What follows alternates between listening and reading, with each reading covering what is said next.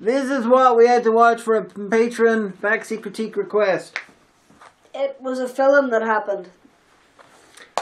These two, because there's actually two. There is obviously the avatar of decent humour there. There is also Teddy the Minion just over there, refusing to say anything because he's like, and you like Shakespeare. It wasn't a great film. I'm not getting involved in the conversation. To be fair, you don't get on with any of Shakespeare's works. So I think you might be a little bit biased in your indifference in this. I like Taming of the Shrew. That's just because you want to control, and break a woman and break her spirit. Yeah, maybe. Subtext. You haven't tried very hard, have you? Anyway. Hi, people. Hi, Internet. Hello. Now, I actually got a choice for this Patreon request. It was either Titus or Tusk, Kevin Smith's horror film. And originally it was supposed to be doing it with Omega, but Omega said she didn't want to do Tusk, so I was like, okay, Titus. And then I forgot that it was actually a choice until after we'd started this. So theoretically, we could have just watched Tusk instead and seen a guy get turned into a walrus. You've been threatening to make us watch that for quite some time. So maybe I should have chosen like Tusk. Human centipeding a guy into a walrus. By Kevin Smith. Yeah. But I was fine with watching Titus. It's been a while since I watched it. I think Titus is amazing in that it did as Shakespeare adaptations go, it took almost every single difficult choice. It deliberately made things hard for itself. It could have easily the producers could have easily chosen Romeo and Juliet, done that, and just done it in a way that's very, very modern theatrical filmmaking, and they could have made it very easy for the audiences. This one, they chose an obscure Shakespeare. They chose one of the ones that's considered his worst. They chose one that's got full of mad shit going on. They got stuff. They chose one where the words, the lines are not very well known, so it's harder for casual audiences to follow. And then they patterned it on film-wise on actual Shakespeare stage stuff, so it's anachronistic, and you've got sort of theatrical staging and everything. And then they got fucking Julie Taymor to direct it. So it's like they deliberately wanted this. It's like they wanted it to fail at the box office. So I applaud that. To be fair, I thought it was alright. Yeah, it's great. I love Titus. I have to give all the credit to Anthony Hopkins. He was actually really good in this. Boo, yes, boo. Screw you, Anthony Hopkins is a gem. He's one of the few really good actors that hasn't been ruined by a fucking sex scandal, so fuck off. And Teddy was all like, I don't understand how this film cost $25 million. It wasn't cost that much to hire Anthony Hopkins and Jessica Lange and Alan Cumming and Angus McFadden and Colin Fiore and Matthew Rhys and Jonathan Rhys-Meyers and everyone else who's in this film. I hope not, because how many people there? If it cost $1 million each, there's still $15 million left over. And there's no way in hell Alan Cumming cost $1 million. I don't know. Do you know do you remember John Carpenter's Vampires? Do you know what budget that had? No. Something like $15 million. But over half of the budget went between John Carpenter and James Woods. Sometimes filmmaking is incredibly lopsided when it comes to budgeting. So. Yeah, well. I think they occasionally tried to distract you from the backgrounds with bare arses in this. Yeah. It was a little bit, it was like a PG version of Caligula. Yeah.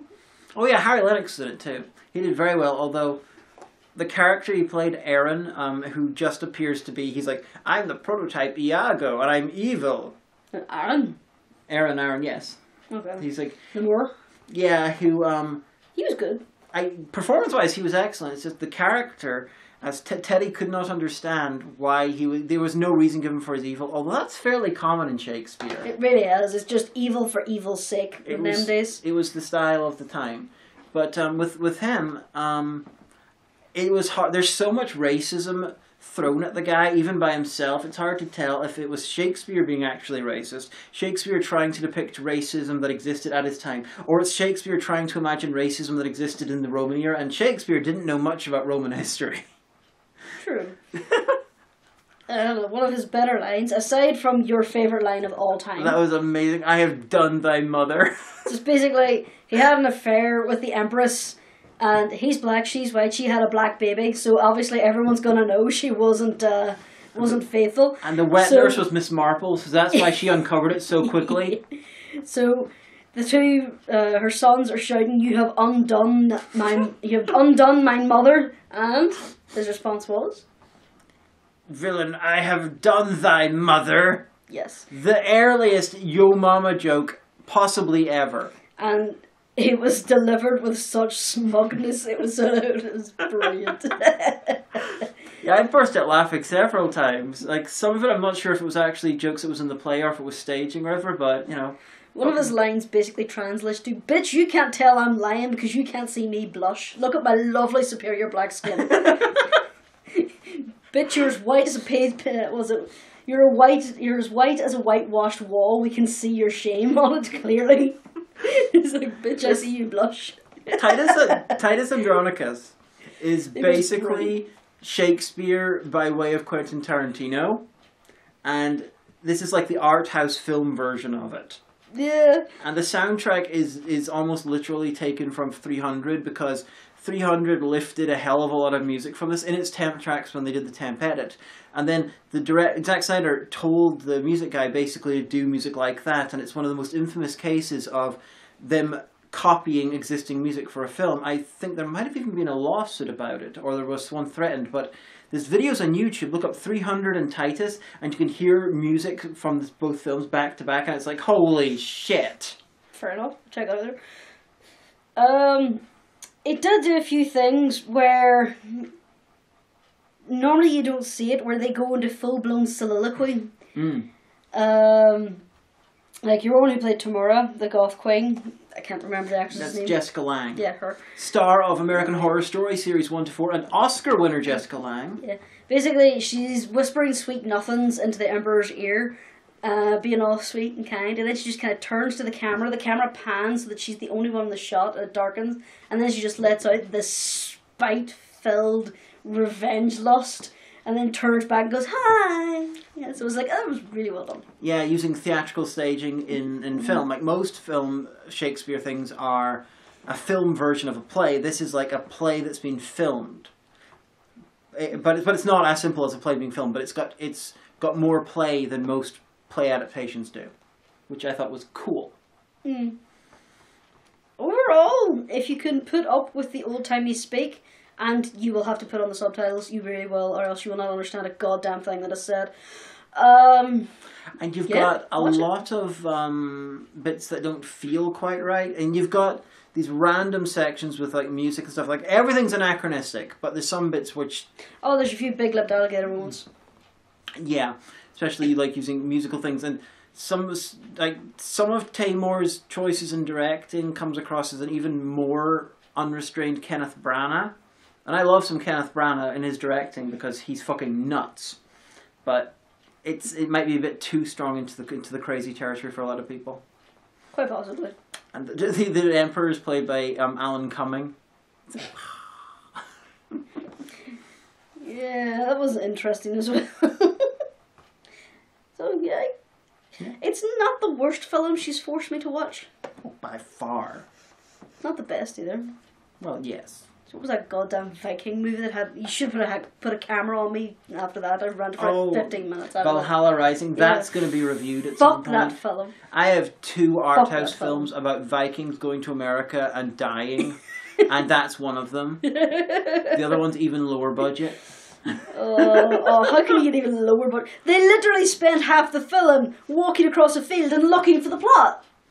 That's actually even more literal in Severed Ways, which is the other one, because it was filmed on a budget of about £20,000, and so the entire budget is actually heavy metal, and so they're literally walking through the forest and then getting killed. I believe it's been years since I watched Severed Ways, but I think there's like extended bits where they're just shitting in the woods.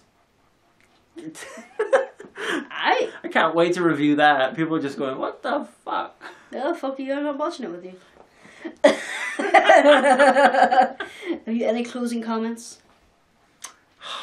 I could think of a lot of things to say probably, but Titus is a deeply special movie, which I fucking love. Teddy, what did you hate about it? It was confusing. It was... Welcome to Shakespeare. It was confusing, badly laid out. Didn't like the dialogue, didn't like the characters, and it felt very much like everyone involved was incredibly arrogant and self-important. Welcome to Shakespeare. Yeah, well, Yeah. I just said it earlier. I don't really like Shakespeare. It would be very interesting to... This sort of thing. There's other ones he's done, like Coriolanus, which is also not famous, and King John. How much of Shakespeare that is... It's very hard for us to be objective about Shakespeare because, you know, a lot of his plays are so well known. He has added so much stuff to the English language that we can't really judge it fairly. It's got such a cultural osmosis. This is Teddy's first experience with this particular Shakespeare play, and he fucking hated it, and he found it hard to follow. And just shows that Shakespeare is possibly hard to follow in this day and age, but with Hamlet and Macbeth and Romeo and Juliet, because it's so prevalent, it's hard to tell. But then again, looking back as well, Shakespeare basically invented a whole bunch of words. Yep. Because he was trying to force a rhyme, or he spelt something wrong. And there's the thing that a lot of Shakespeare's rhymes don't work anymore, but they did at the time because pronunciation has changed. Yeah, that too. There's fascinating videos in linguistics on YouTube about original pronunciation, which is Shakespeare, the artificially reconstructed true English accent, and it sounds like pirate farmers, and it is amazing. Shakespeare sounds amazing like that. Sounds like Yorkshire? Yorkshire and some parts of the United States are similar accents to what it all sounded like back then. But yeah, English should be... The pronunciation is completely wrong. Like one of them, one of Aaron's lines, I remember, where he rhymed flower with something else, and I can't remember what it was. And I was trying to work out what the original rhyme was, because it definitely doesn't rhyme anymore. And I came to the conclusion that our, like as in flower, was originally pronounced flour. Possible. So, but yeah, watch original stuff, original pronunciation. It's fascinating as hell. Probably pronounced the same way as the actual baking product was. Yeah. There's a cat over there. She's now in a box. If Zara's kind enough, she may show it to the camera before she turns it off. Do you want to see it? It's one of the Afghanistan cats. Do we have anything else to say before I show this cat to the world? No, I thought it was a decent enough film. Wouldn't be in a rush to see it again. Yeah, but it is very long. There, you know, if you want to make that a more manageable length, you could easily cut out Aaron, because his brand of evil was just sort of superfluous and just evil for evil's sake, while the revenge against each other sort of going up with Tamara and Titus I thought was much more dramatically satisfying. Yeah. Even the guy who played Aaron did one of the best performances in the film. Anyway, cat! Bye, Internet. There's a cat down there. Mary! Mary cares not for your calls.